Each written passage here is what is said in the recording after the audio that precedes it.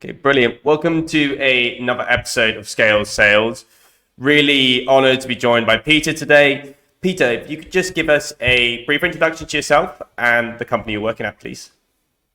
Yeah, my name is Peter Hancock. I am based on the East Coast of the US, and I work for a company named Asimily. We are IoT security with a focus in healthcare and pretty much everything that is responsible for the transport and care of humans. And as you think about IoT security, it's this device sprawl where every single sensor and IP address has an exposure point, and we're seeing more and more of that. So our job is to really kind of make sure that we're living in a safe and secure world. And that's really what drew me to where I am today. Because as I think about my career in cyber, it's really about two things. It's one, it's about creating protection for the clients, right? So mitigating risk. The second is endearing trust. So if you can mitigate risk, you can endear trust, then you can do a lot of special things and you can make sure that you're doing better for the world. Yeah, for sure. I know when we spoke, obviously you guys are doing really cool stuff. I mean, what would be great for the listeners to sort of have an understanding of is how do you personally go about selling your value proposition of your company? We're in a unique time, a unique space. And I'll just say this, there are a few examples, especially coming off of Black Hat last week, Black Hat Las Vegas, where I think we saw the largest crowds back in full form. We saw multiple vendors releasing new products, and we saw the community come together. And what I think was really special about Black Hat Las Vegas last week was to be able to see old friends and alumni and colleagues who all kind of had this energy back on kind of like, let's make sure that the security world, the cybersecurity world is doing better for us. And as I think what we do at Asimily is really kind of point out where not only do you have multiple devices and where do you have security exposures, but what are you going to do about it? So there's always this kind of thread of data is good, information is better. So I can give you all the data in the world that says you're going to get breached, you're going to be exposed, you've got problem. That's fine. But what's the information that's going to help you go out and address those concerns? How are you going to go to your CISO? Or if you're a CISO, how are you going to go to your board and say, I'm actually addressing these risks, and I'm not going to become the next casino or airport or hospital system that is going to be in the front page. And now we've got a national critical infrastructure investigation into how this breach occurred, what data was exfiltrated, who's been exposed, where do we have data from people or humans or even bank statements that are going to cause financial or personal concern. So what we really do to differentiate is not only say what we find and we discover, but we also address for you. And when we address, we actually help you prioritize where to go out and mitigate those risks that we talked about earlier. And the second half of that is really how do you tie the kind of cyber behavior into what is occurring today? A lot of these devices, a lot of the kind of the animation that you see is really widespread beyond any one person's visibility. So you could have command and control out to nation state. You could have users doing improper behavior while on the job. You know, we've seen a lot of examples of non-whitelist behavior, whether it's shopping or surfing sites that they shouldn't be surfing in the middle of the day. That then it creates exposures for the company. So what we really do is kind of give you the information, prioritize that, and then give you that advantage on the cyber side to say, here's all that behavior that would either break code of conduct or create risks for you that you need to go address immediately. Yeah, definitely a crucial space to be in. And obviously, when selling to a client, if you can tell them, well, we're going to stop you being on the front of a newspaper, can't really see them having a big deal with it. And it's something that a lot of companies, I know when I was getting into doing a lot of work in the cybersecurity space with recruitment, they were like, a lot of companies still neglect this part of the security of actually thinking, oh, it'll be fine, it won't be us. But then actually by that point it happens, it's already too late, which obviously isn't ideal. But yeah, I'm glad you brought up Well, Blackout as well. I had quite a few clients who were there last week. They said it was awesome, said it was one big party. And I mean, I spoke to some of them on Friday just because catch up with them. And they were like, Ollie, I am honestly broken. A lot of croaky voices. So it sounded like it was good fun. I had a conversation on Friday afternoon, and I could hear it in my own voice. It was just raspy, and it wasn't necessarily because of it was. I mean, Vegas was super hot last week. It was like 40 Celsius, 100 degrees Fahrenheit. So you're kind of trying to stay hydrated and keep going. But just the conversations from breakfast through dinner through the parties. There's just, like I said, there's this renewed energy. I think everyone coming off pandemic being a little timid as to, kind of how do we want to get out back in the world again. And we saw some of that last year, but we really saw it in full force this year, and it's exciting. It's really exciting to see. And I did not stay for DEF CON, but the folks from DEF CON were coming in full force and steam, and it looks like there were some good hacking events happening over the weekend, and a couple of new testimonials that will be shared. Awesome. It's something that we spoke as a company that we haven't really, I mean, obviously, we're based in London. We haven't ventured over for these trade shows and conferences over in the US. Obviously, in the UK, we've done them, but it's definitely on our list to do next year. And I know there was tons of our mates who are from London that went over for it for recruitment purposes. So I'm sure you got approached by tons of them. There was an interesting commentary from your world. There's the top 10 list of the things that we learned from Black Hat. And one of them, just kind of in a joking spirit, was if you talk to anyone who was British, they were a recruiter. To be fair, it definitely would have been the case. You all travel very well to Las Vegas to do recruitment. Yeah. I mean, to be fair, I'd quite happily go to Las Vegas anyway, just to be there, but it's something that's on the bucket list. What I'd love to sort of discuss and get your thoughts on is, obviously, recruitment is super important to getting full success of your team. How do you personally go about this? I think when you are building an organization, it's very different than when you are establishing an organization.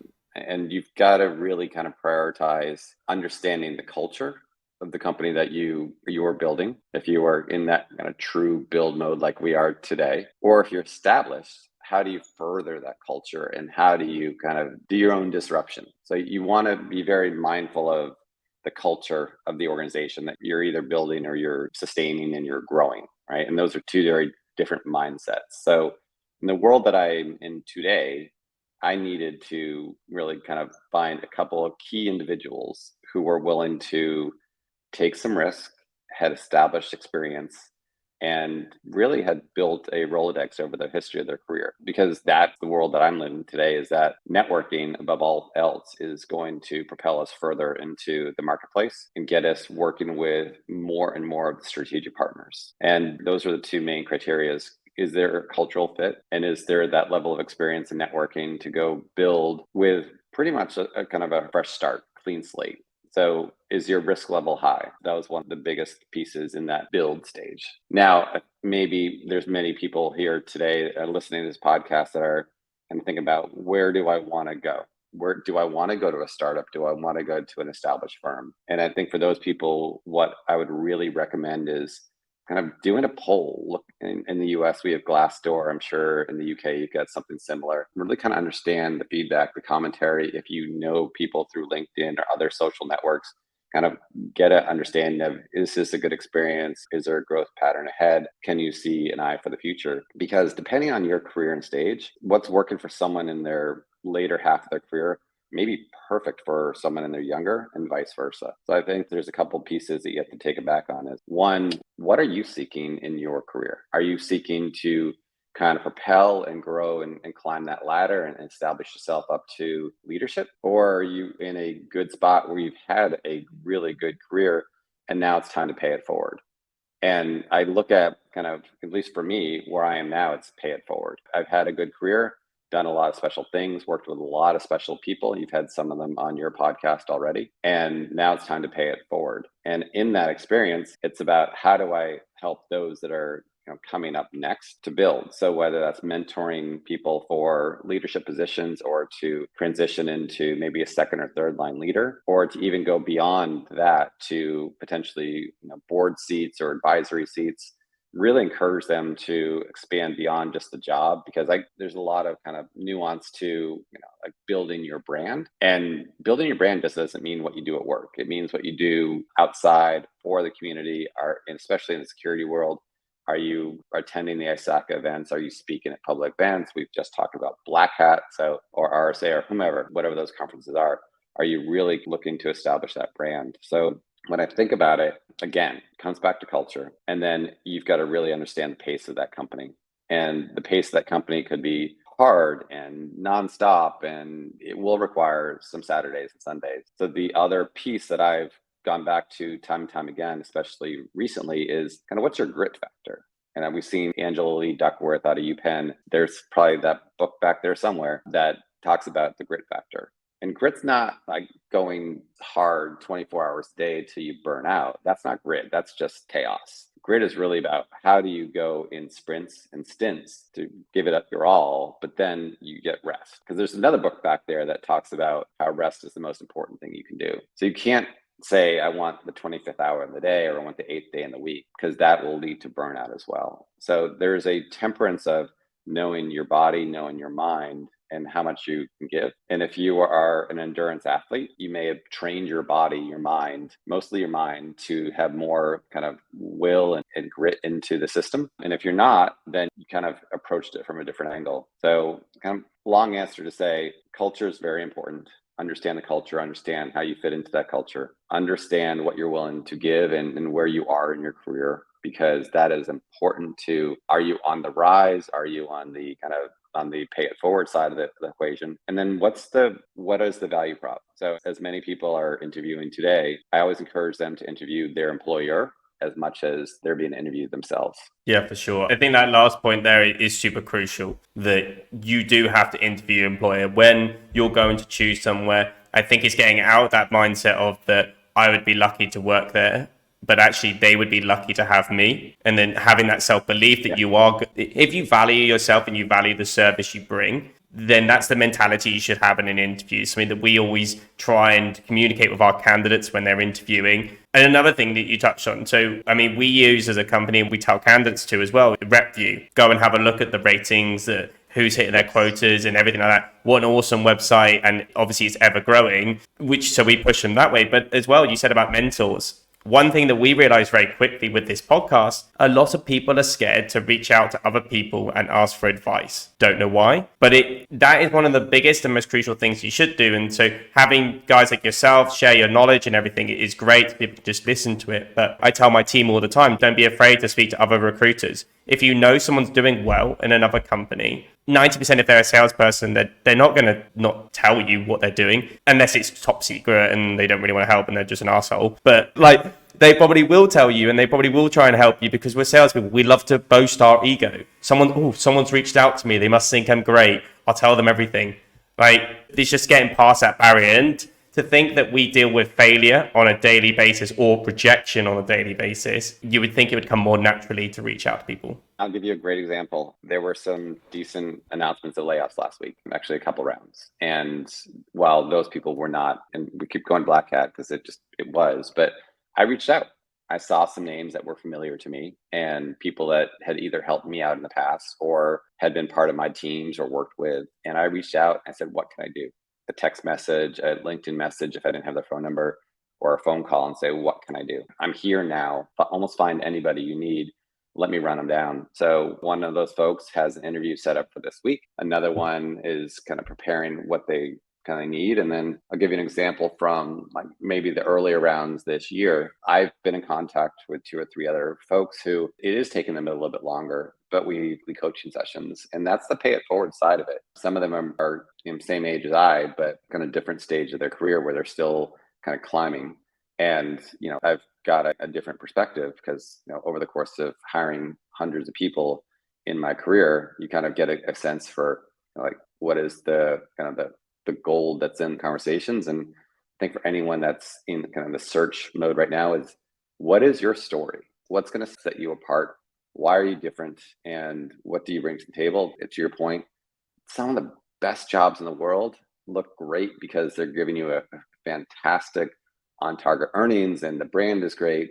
And then 2 months later, you see a complete meltdown of the company. And you kind of look at that and go, whew, I escaped that train wreck. And you're trying something different. And, you mentioned failure. We talk about failure and we look at failure as something that is hard and difficult. But I think we all know the only way to really learn is to go through failure. Yeah, for sure. Getting knocked down and how you climb back up. It's something I wrote a LinkedIn post about, I think it was last week, that most people on their resumes forget to mention about when they miss their quota. You're going to get a resume like every other one that's going to say 100% on everything, or they just don't include it. But actually, when I've spoken to quite a lot of the VPs on the podcast or CROs, they said, actually, we don't mind seeing where you've missed it. It's about how you reacted to that and how you bounce back. Like if you have a year of maybe 80% quota, nothing wrong with that. But then the following year, you go and get 140, 160 with a bigger quota. Okay, cool. Something changed. And it just showed that you had the mentality to maybe go and develop, learn, and take yourself to that new level. That is more valuable than seeing someone who's just stuck at like consistently just over exceeding, in my opinion. I saw an interesting, I think it was a meme cartoon type this weekend, and it was sales. It had two pockets. Well, it had a pocket of people in the back of the boat, like having champagne and fun, and then there's one lone guy up kind of up at the front, looking into the distance, and just very kind of like sullen and just kind of dejected. And the headline about the people that were in the back of the boat, it was something like all the sales reps that are on target to overachieve quota for the year, and they were all excited and everything else. And then the guy that's up front and dejected, staring into the sea, kind of aimlessly, it says 18% of quota year to date. And you kind of look at that and go, yeah, that's the guy who you're now into month 7 of a calendar year, and you should probably be better than 18%. But wasn't that stood out to me as much as the comment that was down below by one of the sales leaders that really kind of focused on what was happening there. It wasn't about the fact that he was only 18% of quota. It's the fact that he was focused on the wrong behaviors, because there's still time to turn it around. So instead of sitting up there and not taking action and not going in the back of the boat, because if those folks in the back of the boat are being successful, there's either references or there's connections or there's, wait, how are you, like, ask the questions. How are you getting into this enterprise? How are you getting into this company who I know has a project? I just can't get anyone to return my phone calls. Go ask for help, because asking for help is not a sign of weakness. Asking for help is a sign of strength. Completely agree. And it's something that I found very early on in my career, working in an office every day allowed me to do a lot easier. That I had someone on my shoulder, or I saw someone doing good. I was like, I didn't even need to know what numbers they were hitting. I could just see that they sounded good on the phone, or they were banging up deals all the time, writing on the board, whatever it be. That allowed me to ask those questions, either just imitate or mimic what they're doing, but actually just ask a question. Whereas I know from a remote model, you do have to be a bit more proactive. And I think for anyone who is early on in their career, I'm working a couple of SDR roles at the moment, and they're fully remote roles. Like, these are guys that have got less than 6 months experience. And the manager's like, I just need someone who's proactive, someone who's got you do have to have it. Otherwise, you're going to sit at home, struggle, and probably lose your job pretty quickly. But it comes down to the mentality type. That's a hard role, especially remote. I mean, back in the day when we had bullpens and you had hundreds of people just dialing for dollars, as we called it, I mean, it was a lot easier because you had the camaraderie. But now the most successful SDRs I see are people who are just getting started, is almost no fear. You're going to put the skis on or the snowboard or whatever your kind of metaphor is, and you're just going to go downhill as fast as you can and then turn. So, but again, I go back to, hopefully we're in a kinder world where if you're getting started in your career, you find a couple good mentors, a couple coaches. Not your boss, not your manager, not your manager's manager. Those cannot be mentors for you, but find people and then listen to podcasts like this. There's a couple of books back there that I think always, think about leadership. If leadership's the way you want to go, really learn from those that have done it and done it successfully. Don't always look for the standard Jack Welch types. I mean, there's a million lessons to be learned from Jack Welch, but there's also other lessons to be learned from American football. So you think about maybe a Bill Belichick, or you think about kind of the Lakers run back in the day, or even John Wooden, UCLA basketball. He wrote many books on leadership as a college basketball coach who came up from very weak beginnings in Indiana back in the day. I think it was Indiana. So look outside the traditional boundaries of what you think leadership is, because there's always a different perspective. And, I think kind of to even increase your value more is learning more about what we talk about when we talk about nonverbal communication. When we talk about paralanguage, how do you use your voice if you can't see the person? Because that really gets across that level of confidence that you talked about, Ollie. And that whether it's the paralanguage or that nonverbal. I actually saw a book that I want to pick up over John. There's a really kind of prolific pre-sales leader, and he's kind of is working through kind of how to build up the next round. And John really kind of brought up over digital mechanisms. What is your digital nonverbal communication. And I think that's what we're learning today is we all just kind of got slapped into Zoom and WebEx and Teams and everything in March of 2020. Not everyone got the chance to play catch up. And now we're 3 years later and we're starting to figure out kind of this new reality. And when we do get everyone together, either a week like last week, or I know we've got DEF CON coming up in London, I think in October timeframe, that take advantage of those opportunities. Yeah, definitely. And that social aspect of within a team is super important. I know there's some clients I've worked with in the past and it doesn't really exist very much. They don't get together to celebrate the wins or even the losses in some cases. Sales is all about being part of a team. I talk about it on the podcast quite a lot that nearly you have to look at a sales team like a sports team. You're a team of individuals that all contribute together for that one team result, especially in a startup environment. This is what I have to, as my job, explain to some candidates when they go, I'm perfect for a startup. Okay, cool. Well, you've only ever worked at companies that have 5,000 plus employees. Why do you think you're right for that? Are you used to the fast pace, working like in a close family team, but also carrying a lot of different hats? You aren't going to have this SDR maybe feeding you leads all the time. You're going to be there grunting, running at everything, doing the work yourself. It's not for everyone. Yeah. And again, that's having a mentor, having someone to speak to. Okay, you know me. Do you think this is right for me? Or what should I really be looking at? Should I be considering before I sort of take that leap with this role? And I think that's really evaluating. I went back to it when you asked about interviewing and what's most important. And I go back to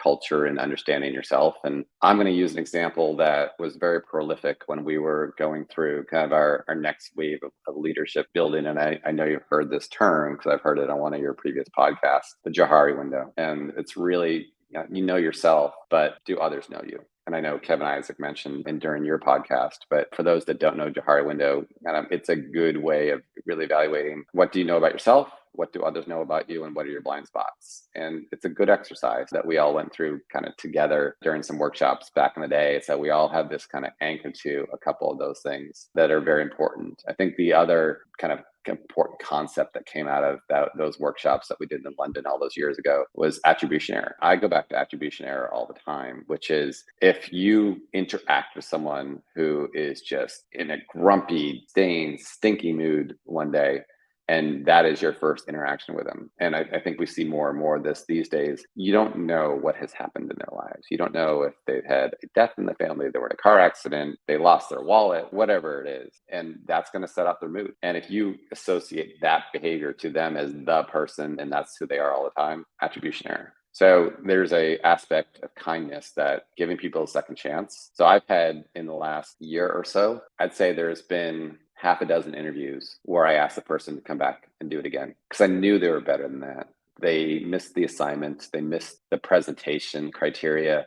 Their panel interview just didn't go the way they thought it would. They didn't project themselves in the most confident way. And there's a few that stand out in my mind where everyone loves this candidate. It's like he or she or they are the most, this person is the right person for our company. And then I get to them and they're either having an off day or something was lost in translation on what are we expecting from them. And I say, no. It's like, no, this is not a fit. I go back to their hiring manager because if I'm part of that panel and I say, yeah, and actually this happened to me about a year ago. I was ready to hire and all of a sudden I'm doubting that hire. So then I go back and I talk to my peers and those that were in a part of that interview cycle. And we all kind of identify that something was off that day. So for those of you who feel like I flubbed the interview, not everyone's going to be as black and white as they used to be. And if you're a hiring manager, really kind of evaluate the surroundings of what's happening with that person that day. And if you feel that they're 95% there, it's okay to give a second chance. I've done it. And I'd say 5 out of 6 times I hired. The 6th time we were right. They weren't the right person. They were off. And those 5 out of 6, they're working out pretty well and they're doing really strong. But it goes back to they were doubtful. This is a cruel job market right now. Some of the most talented people I know that are out there are struggling, and that will impact confidence. And when self-confidence is compromised, you don't always come off as strong as you used to. And that's my plea to hiring managers is make sure that you're really connecting with a person because that person is someone that will want to give you their best if you give them that chance. Yeah, for sure. And it is a massive thing, self-confidence. I told you just before while we were a little bit late starting this that one of my reps is just on his first deal. I brought him into the company. to our founder. He was someone I used to work with. I said the most amazing things, and I really sold him to our founder of that we needed to hire this guy. Comes in, maybe has a bit of a rocky start, does his first deal, and the guy goes from a few months of being a little bit miserable to then suddenly seeing this big smile on his face, thinking, okay, here we go. We've got the first one. And it normally is, it's like a domino effect. You do that first one, you break that bad bit of ice, mojo, whatever you want to call it, and then suddenly the deals come flooding in. And the only thing that changes in that small window is self-confidence of that, okay, cool, I can do this job. I can close a deal or whatever it be. So I'm excited for him, which is great. And That's great. Yeah, it is great for him. And I think the two thing, going back slight when you're talking, was empathy. Empathy when selling, that is the hugest thing. If you can understand a person or understand what's going on in someone's life, or just being a little bit conscious of it, whether it's with a client, candidate, interviewing, you will 100% be a leader or a salesperson. It's something that we're working on. The guy that was struggling a little bit, actually empathy was something that we've been working on with him. It's something that I'm quite good at. Rapport building is where I built the whole of my business foundations. So we're just working on those. And once he has that, I mean, he'll fly, but it's a hard thing to train. I've always, two things that I say are hard to teach. One's empathy and one's emotional intelligence. And some of the best people in the world I know that are brilliant in emotional intelligence are those that kind of grew up in a different light. They understand people, they read people. So you can learn it. I don't think you can teach it. There's a couple of sales leaders, one who kind of brought me on board and brought me under his wing back in the day. He was running New York. We were kind of working together, and he connected with people so well, so well. And I had just gotten married and had two kids come into my life, and kids change everything. And they open up your eyes, and all of a sudden you kind of expand out kind of the view of your world to all these other factors that matter. And then that's where the social bonds come in. But also you learn a whole bunch more lessons and new lessons by expanding your network. So your network isn't just the people you hobnob with at cocktail parties and QBRs and all that. It's the kids, it's the Saturday birthday parties, it's the family time. And if you kind of open up your mind to kind of the social existence of people and how you all interact together, because we all do something that matters to us, then that matters. But I would say what John really taught me back all those years ago is how to connect with people and teams and kind of make that the most important part of your mission. And once that clicked for me, and that was 15 something years ago, it was a much different trajectory of the career. Yeah, for sure. And I think actually when you were talking, I was thinking about actually one of my previous leaders was that I was very fortunate that me and him were very opposite. And to a lot of people, they think that's not a good thing. But what his strength was my weakness. When I first started, used to have a jar on my desk that I had to put a pound in every time I said sorry.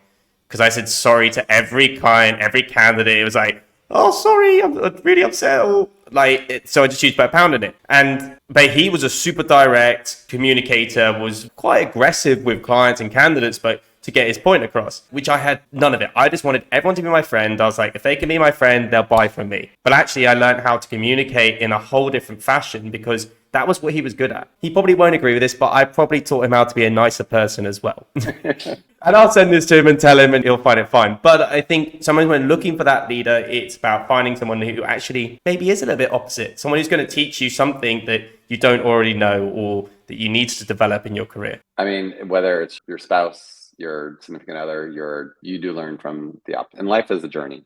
Right, let's be realistic. If you're not learning every day from someone, you're going to get bored. And if you get into a routine, you're going to get bored. And that's not the best of you. So the best of you is even if I've learned something new every day, or at least I get challenged every day, then I'm in a better spot. I know I'm saying the obvious, but for those that kind of want to go into the world of this next great new startup or this multi-billion-dollar generative AI, right? AI really in the US in May at RSA was really, really quiet. We started seeing a little bit of it last week at Black Hat. My guess is by this time next year, it's going to be plaster all over the place.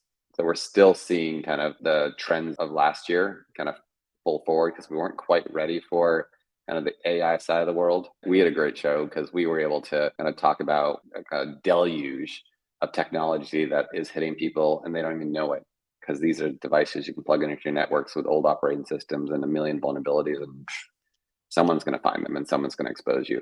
But AI itself is, I mean, it's such a question mark as to, will it replace jobs? Could you just have an AI bot kind of watch a million SDRs and all of a sudden it's like, I can mimic this as well. But what I want to go back to is create the differentiator, because the interaction is not necessarily about reading a script. It's about, in sales, doing proper discovery.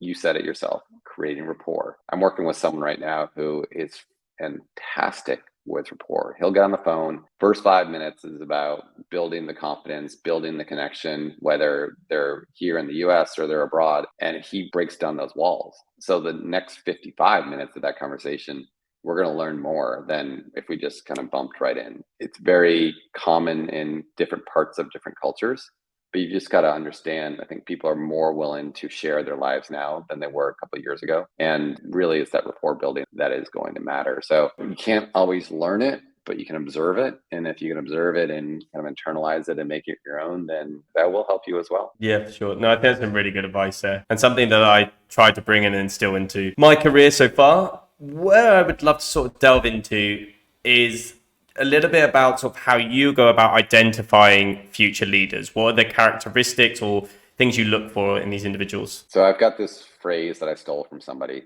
because as an adult, it's not about learning, it's about being reminded, is one of the things that I think about. Don't know who quoted that, but I'm sure someone will tell me at some point. The other phrase that I look at is, a successful leader is a leader who's built leaders who's built leaders. And when I look at kind of the hallmarks of those that are going to be good leaders, I've gone kind of both ways. I remember a conversation back in 2015 timeframe where I would say I was interviewing somebody who really just wanted to be a sales leader, or at least a kind of someone that kind of could be a people manager for the first time. And he and I got into the final interview, and someone that I knew, and he, like, I was convinced I wanted to do this, but he's also one of those 200% a year type people. And he was killing it with his clients. And he said, so how do I make the same kind of money in leadership? I said, you won't. You're not going to do it. I can change your comp. I can change your base. I can do everything that we would do, but you're not. So the first thing that I tap into here, Ollie, is, why are you doing this? What is your motivation to do this? And if it's about building people, building teams, and helping people be more successful, then that's something that we can do. But if it's about the almighty dollar or pound or euro, wherever you are in the world, that's going to be a challenge. You will make money. You will get equity. You will get opportunities. You will take trips that you never planned on. I've been to some really cool countries because of the work that I've done that I never would have been able to do on my own. I've been on some really great President's Club trips that I never would have paid for on my own. So there are other benefits than just kind of what is that income, but you have to really kind of first tap into, what is your motivator? What is your driver? I have a person that I hired 4.5 years ago out of Ohio, and he and I connected because he really looks at his job as taking the experience that he has.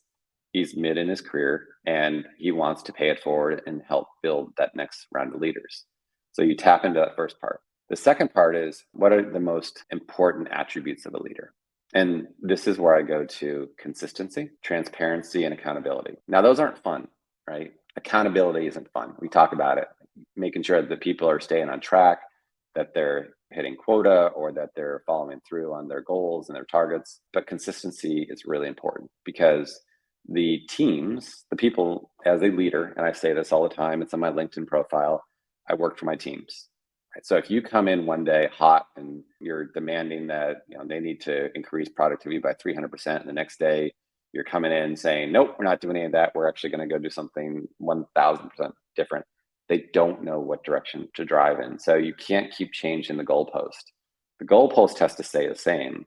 The path may change a little bit. You may change a couple degrees here or there, but the goalpost has to stay the same. So if you're consistent in how you communicate, eventually people want to be held accountable because they want to know that they're going to be able to be successful. And the last piece, and you said you had someone that you worked with that was very direct. And I think that goes back to kind of culture and regionality. In the Northeast of the US, Boston, New York, very common to be direct. And that's where I come from. Out West, California, not so much. Kind of get the passive. We still Mm, say the same things, but it's a very different style. So you have to kind of learn different styles along the way. So now that you've got someone that wants to build people, make people more successful, they can actually hold people accountable. They're transparent in their communication, and they're driving forward. The next is, what is their ultimate responsibility? And do you see them as a parent? Because I think there's a lot of qualities in us as parents that provide kind of a good foundation for leaders and managers. So, as a manager, are you one that kind of creates your flock?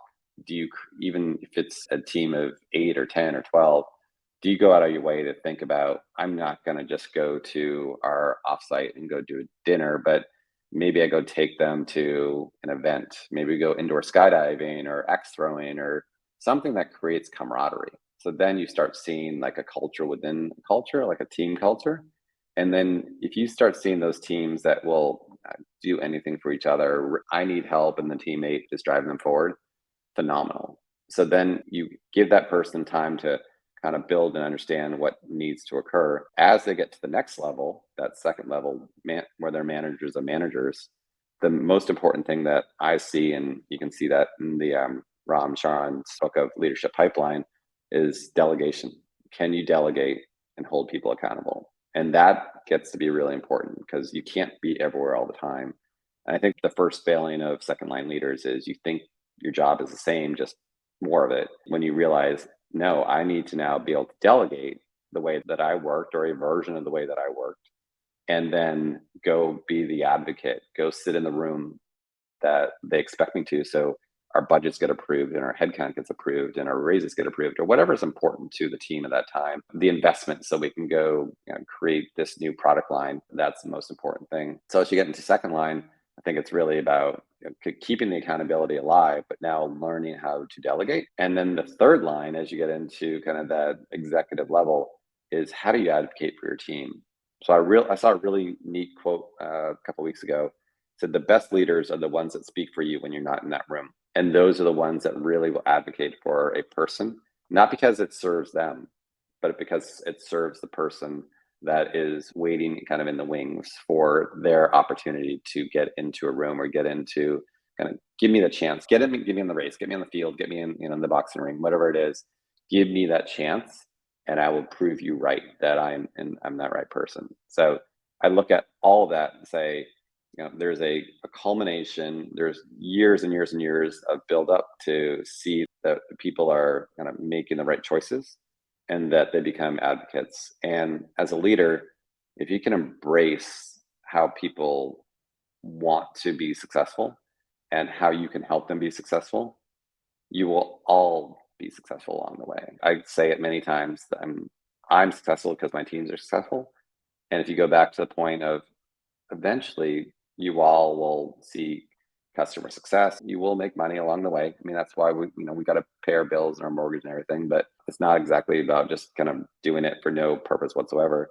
But it really is about, I believe I'm one of these, the servant leader is the one that is most successful because that does endear the trust, and your teams will go farther for you than they would if you are just kind of beat on them all day long. yeah, for sure. No, I think that's some really great advice there. And there are a lot of things that go into identifying the future leader. And obviously, the most important is actually making sure they have the right fit for being that leader in the first place, because it can be quite a lonely journey for a lot of people. It's you've got to deal with the Yeah. politics. Peter, thanks so much for your time. It's been super informative, and I definitely think listeners are going to gain loads from this. And just really appreciate giving us the time to share your knowledge. I appreciate the time too. It's fun to have these conversations, and it was great to meet you, Ollie, and spend some time. And for those on the podcast, hopefully some people I've worked with in the past, as well as some future. It was great to have this conversation and kind of share some thoughts. Cheers. Thank you, Peter.